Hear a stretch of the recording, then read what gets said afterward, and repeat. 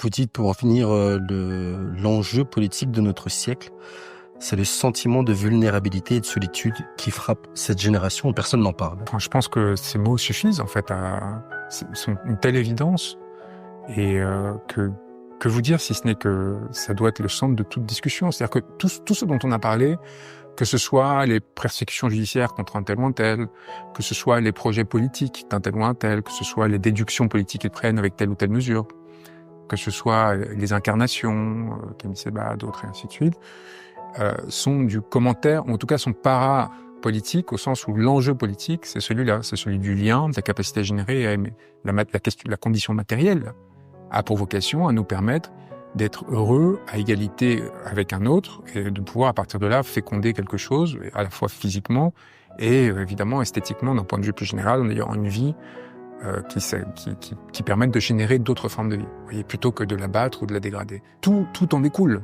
Tout en découle. Et en fait, à partir de cette forme de pensée comme d'apparence simple, on arrive à en déduire toute une série de conséquences et à hiérarchiser les priorités politiques que l'on va avoir.